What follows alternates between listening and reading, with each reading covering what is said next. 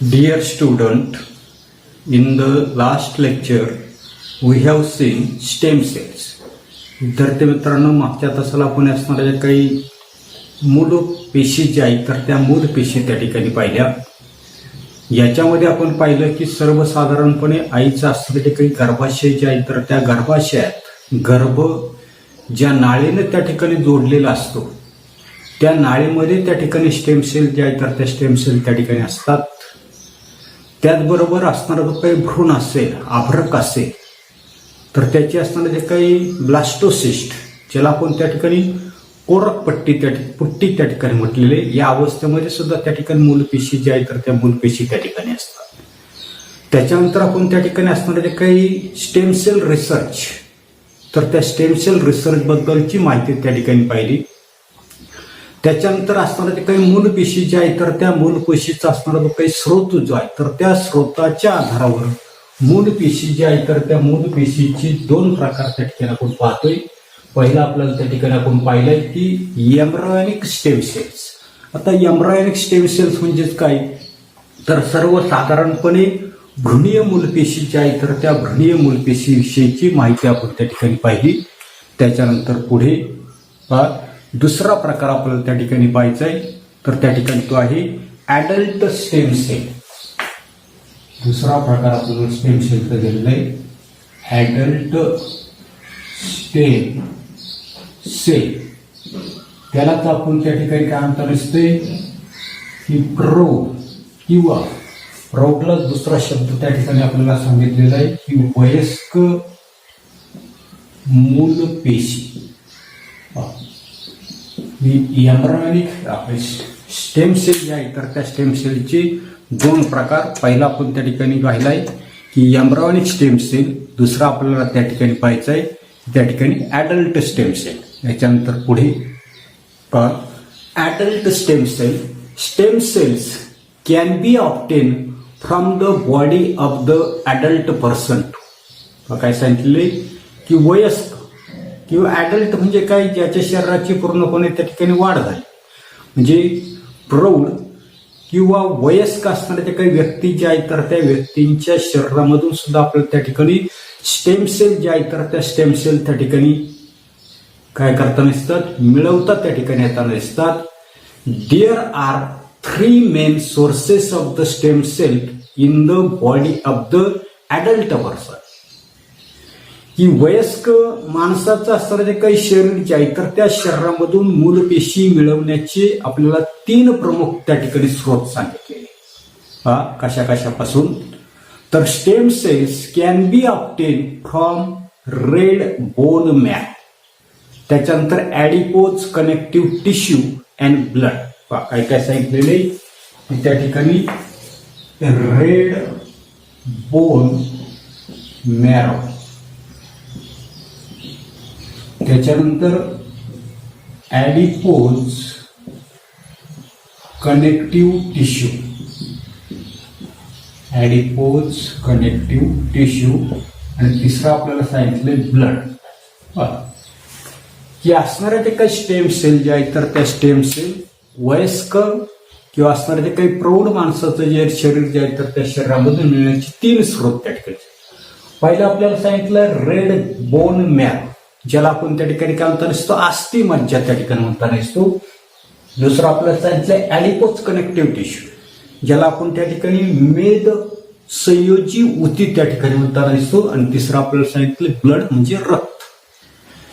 त्याच्यानंतर पुढे सांगितले पहा की besides stem cell can be obtain from the cord blood immediate after the birth.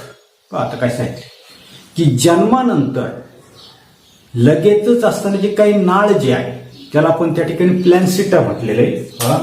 प्लॅन्सिटा म्हणजे नाळ, म्हणजे जन्मानंतर असणारे जे काही नाळ जे आहे तर त्या नाळेमधील असणारे जे काही रक्त जे आहे तर त्या रक्तामधून सुद्धा आपल्याला असणारे जे काही मूलपेशी जे आहे तर त्या मूलपेशी त्या ठिकाणी मिळवता येताना दिसतात. त्याच्यानंतर पुढे आपल्याला पाहिजे की युजेस ऑफ स्टेम सेल. पुढे आपल्याला पाहिजे युजेस of स्टेम सेल म्हणजे असणारे जे काही मूल पेशी जे आहेत तर त्या मूल पेशींचे असणारे जे काही उपयोग जे आहेत तर तो उपयोग आपल्याला पाहिजे. पहिला त्या ठिकाणी आपल्याला सांगितलंय रिजनरेटिव्ह थेरपी. पहिला प्रकार आहे रिजनरेटिव्ह. काय सांगितलेलं की रिजनरेटिव्ह थेरपी म्हणजे ज्यालाच त्या ठिकाणी मराठीमध्ये पुनर्जीवन काय म्हटलेले पुनरुज्जीवन उपचार पद्धती. स्टेम सेलचा पहिला त्या ठिकाणी उपयोग सांगितला आपल्याला पुनरुज्जीवन उपचार. आता याच्यामध्ये रिजनरेटिव्ह थेरपी जी आहे तर त्याच्यामध्ये पहिलं आपल्याला दिलेलं आहे की सेल थेरपी. सेल थेरपी काय सांगितलेले की सेल थेरपी. आता ह्याची काही सेल थेरपी जी आहे सेल थेरपी THERAPY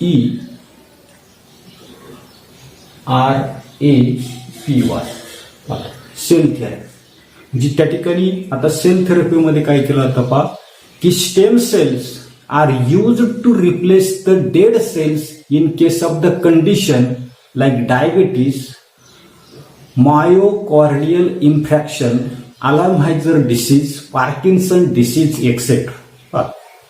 की सेल थेरपीचा वापर कधी केला जातो सर्वसाधारणपणे एखादी असणारी काही व्यक्ती जी आहे तर त्या व्यक्तीला डायबिटीस आहे, मधुमेह त्या ठिकाणी, किंवा दुसरं आपल्याला सांगितलंय मायोकार्डियल इन्फ्रॅक्शन म्हणजे हृदयविकाराचा त्या ठिकाणी त्या व्यक्तीला झटका जो आहे तर तो झटका त्या ठिकाणी आलेला आहे. त्याच्यानंतर आपल्याला सांगितलंय अल्झायमरचा असणारा जो काय आजार जे आहे तर तो आजार. त्याच्यानंतर आपल्याला पार्किन्सन्स डिसीज म्हणजे कंपवात त्या ठिकाणी होतं नसतं, हातपाय जे आहे तर त्याचा त्या ठिकाणी कंप पावता नसतो, त्याला त्या ठिकाणी कंपवात म्हणतात. इत्यादीमुळं निकामी झालेल्या ज्या काही ऊती ज्या आहेत तर त्या ऊती बदलण्यासाठी असणारे जे काही मूल पेशी जे आहेत तर त्या मूल पेशींचा वापर केला जातो, त्याला आपण म्हणणार आहे सेल थेरपी. दुसरं आपल्याला त्यात सांगितलंय की to produce blood cells required in condition like anaemia, thalassaemia, leukaemia etcetera. दुसरं आपल्याला सांगितलंय की ॲनिमिया, ल्युकेमिया आणि तिसरा सांगितलं आपल्याला थॅलेसेमिया.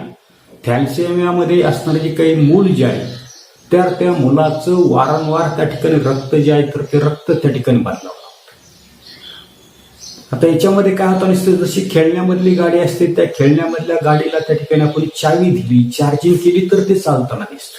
तसं या ठिकाणी असणारं जे काही थॅलेसेमिया हा जो काही डिसीज जे आहे तर त्या डिसीजमध्ये असणारं जे काही मूल जे आहे तर त्या मुलाला रक्त भरलं की ते काय होताना दिसतं, टवटवीत त्या ठिकाणी होताना दिसतं किंवा त्याची असणारी काय हालचाल जी आहे तर ती हालचाल त्या ठिकाणी. म्हणजे अशा प्रकारचा असणार तर काही थॅलेसेमिया याच्याबद्दलची माहिती आपण 8वीला त्या ठिकाणी पाहिलेली पहा की ॲनिमिया असेल, ल्युकेमिया असेल, थॅलेसेमिया इत्यादी रोगामध्ये लागणाऱ्या ज्या काही रक्तपेशी ज्या आहेत तर त्या रक्तपेशी बनवण्यासाठी स्टेम सेल ज्या आहेत तर त्या स्टेम सेलचा वापर त्या ठिकाणी केला. आणि सर्वात महत्वाचं आपल्याला दिलेलं आहे ऑर्गन ट्रान्सप्लांटेशन. ऑर्गन ट्रान्सप्लांटेशन अवयव प्रत्यारोपणाची असणारी काही प्रक्रिया जी आहे तर ते अवयव रोपण त्या ठिकाणी करायचे. In case of the failure of the organs like kidney and liver those can be produce with the help of the stem cell and transplanted. काय सांगितलेले या ठिकाणी आपल्याला माहिती किडनी वृक्क ज्याला त्या ठिकाणी म्हटलं जातं, लिव्हर म्हणजे यकृत, यासारखे असणारे जे काही अवयव जे आहेत तर ते अवयव जर त्या ठिकाणी निकामी झाले तर मूल पेशीपासून ते अवयव बनवून त्याचं असणारे जे काही रोपण जे आहे तर ते रोपण त्या ठिकाणी करता येतं. त्याच्यानंतर पुढे टेक्स्ट बुक पेज नंबर 90 वर एक डायग्राम त्या ठिकाणी दिलेले की स्टेम सेल्स अँड ऑर्गन्स. याच्यामध्ये आपल्याला न्यूरॉनची आकृती त्या ठिकाणी दिलेली. आता नवीन आपण त्या ठिकाणी पाहिलेली की स्टेम सेल जे आहे तर त्या स्टेम सेल पासून काय काय सांगितलेले त्या ठिकाणी बोन म्हणजे हाड असते, त्याच्यानंतर हर्ट दाखवलेले, हृदय, त्याच्यानंतर लिव्हर आहे, इंटेस्टिन आहे, ब्रेन आहे, न्यूरॉन आहे. म्हणजे असणाऱ्या ज्या काही मूलपेशी ज्या आहेत तर त्या मूलपेशींचा उपयोग त्या ठिकाणी आपण हाडं, हृदय, यकृत, आतडी, मेंदू, चेतापेशी इत्यादींसाठी आपण असणाऱ्या जे काही मूलऊती ज्या आहेत तर त्या मूलऊतींचा वापर त्या ठिकाणी करू शकतो. हा काय प्रश्न आहे की discuss about the stem cell and organ transplantation in the class with the help of the figures given below. खाली काही त्या ठिकाणी आपल्याला आकृत्या दिलेल्या आहेत, त्याच्या आधारे मूलपेशी आणि अवयव प्रत्यारोपण याबाबत आपल्याला त्या ठिकाणी चर्चा त्या ठिकाणी करायला सांगितली. आता पुढे आपल्याला पाहिजे ऑर्गन ट्रान्सप्लांटेशन, म्हणजे त्या ठिकाणी आपल्याला अवयव प्रत्यारोपण त्या ठिकाणी पाहिजे. पहा की various organs in the human body either become less effective or completely functionless due to the various reasons like ageing, accidents, infection, disorder etcetera. काय सांगितलं की मानवी शरीर जे आहे तर त्या मानवी शरीरातील असणारे जे काही अवयव जे आहेत तर ते अवयव एजिंग, काय शब्द आहे एजिंग,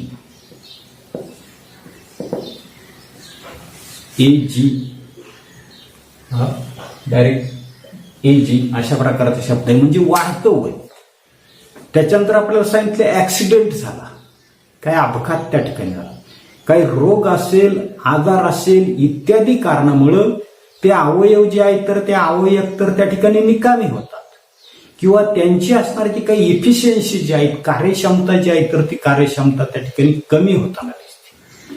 आणि life of such person become difficult or even fatality may occur under such condition. मग अशा प्रकारचं त्या ठिकाणी अपघात झाला किंवा त्या ठिकाणी काही रोग झाला, आजार झाला तर त्या व्यक्तीचं असणारे जे काही अवयव जे आहेत तर ते अवयव निकामी होताना दिसतात, कार्यक्षम होताना दिसतात. आणि अशा परिस्थितीमध्ये संबंधित असणारी जी काही व्यक्ती जी आहे तर त्या व्यक्तीचं जीवन कसं होताना दिसतंय, असहाय्य त्या ठिकाणी होताना दिसतं. आणि त्याचे जीव जे आहे तर त्या जीवाला त्या ठिकाणी धोका जो आहे तर तो धोका त्या ठिकाणी निर्माण होताना दिसतो. हाऊएव्हर if a person gets the necessary organ under such condition, its life can be saved.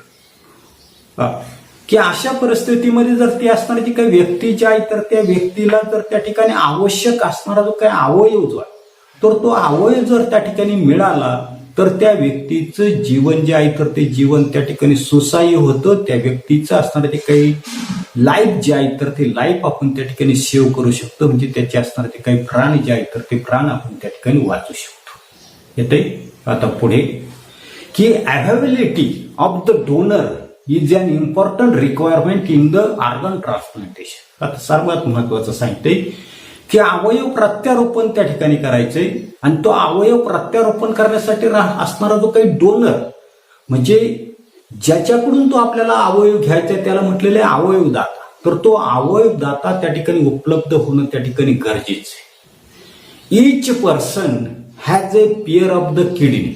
आपल्याला माहिती आपण शिकलेलो आहोत की प्रत्येक असणारी जी काही व्यक्ती जी आहे तर त्या व्यक्तीला किडनी जी आहे तर त्या किडनीची एक जोडी त्या ठिकाणी असते. As the process of the extraction can occur with the help of the single kidney, person can donate another one. आपल्याला माहिती आपण शिकलेलो आहोत, काय शिकलेलो आहोत की प्रत्येक व्यक्तीला किडनीची एक जोडी त्या ठिकाणी असते, म्हणजे 2 किडन्या त्या ठिकाणी असतात. आणि एका किडनीच्या मदतीनं शरीरामधलं असणारं जे काही उत्सर्जनाचं असणारं जे काही काम जे आहे तर ते काम त्या ठिकाणी चालू शकत असल्यामुळं दुसरी किडनी जी आहे तर ती दुसरी किडनी आपण त्या ठिकाणी डोनेट करू शकतो, दान त्या ठिकाणी करू शकतो. Similarly skin from the certain parts of the body can also be donate. त्याचबरोबर आपल्या असं लक्षात येतं नसतं की शरीरातील काही असणारे जे काही भागावरील असणारे जे काही त्वचा जी आहे तर ती त्वचा सुद्धा काय करू शकतो आपण त्या ठिकाणी डोनेट त्या ठिकाणी करू शकतो, दान त्या ठिकाणी करू शकतो. आता हे अवयव दान करत असताना काय सांगितलेले की various factors like blood group, diseases, disorders, age etcetera of the donor and the recipient need to be paid attention during the transplantation. का की सर्वसाधारणपणे या ठिकाणी आपल्याला सांगितलंय की अवयवदान त्या ठिकाणी करायचं. तर ते अवयवदान करत असताना डोनर म्हणजे जो अवयव देणारा आहे तो, आणि दुसरा आपल्याला शब्द सांगितलं रिसेप्टेंट म्हणजे ज्याला त्या ठिकाणी अवयव त्या ठिकाणी बसवायचे आहेत, घ्यायचे आहेत, अशाला म्हटलेले रिसेप्टेंट. अशा दोघांचे असणारे जे काही ब्लड ग्रुप, रक्तगट, त्याच्यानंतर त्याला काही रोग त्या ठिकाणी आहेत का, काही त्या ठिकाणी आजार त्या ठिकाणी आहेत का, याच्यावर लक्ष देणं त्या ठिकाणी सर्वात त्या ठिकाणी महत्वाचं त्या ठिकाणी. म्हणजे अवयव प्रत्यारोपणासाठी दाता आणि गरजवंत यांचा असणारा जो काही रक्तगट असेल, रोग असेल, त्याला काही व्याधी आहे का, त्याचं वय नेमकं किती आहे, इत्यादी अनेक बाबींचा त्या ठिकाणी विचार जो आहे तर तो विचार त्या ठिकाणी करावा लागतो. However other organs cannot be donated during the lifetime. काय सांगितलेले, इतर अवयव मात्र जिवंत असताना आपल्याला त्या ठिकाणी दान जे आहे तर ते दान त्या ठिकाणी करता येते. उदाहरणार्थ पहा की organs like liver, heart, eyes can be donated after death only.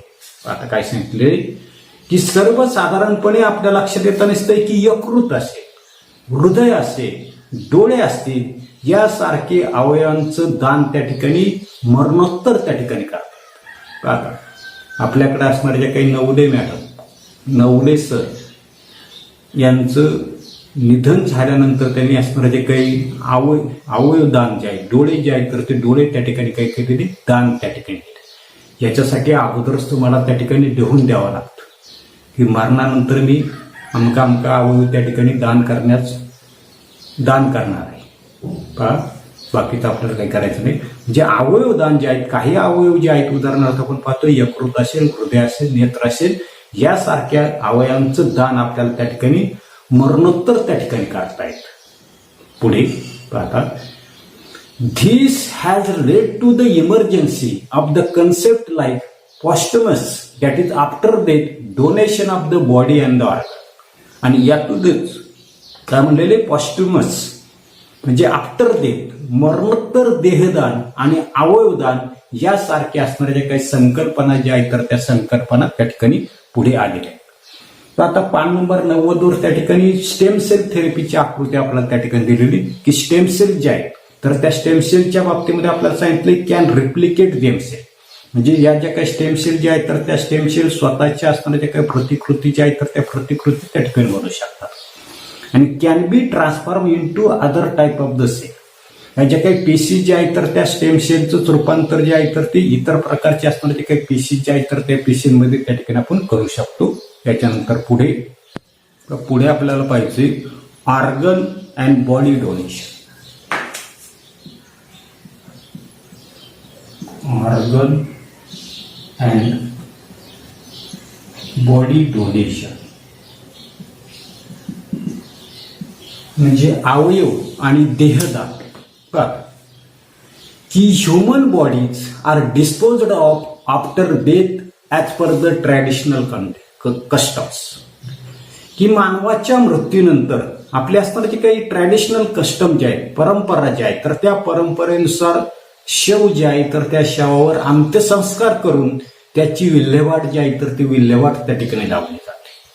हाऊएव्हर, due to the process in science, it has been realized that many organs remains functional for certain period even after death occur under specific condition.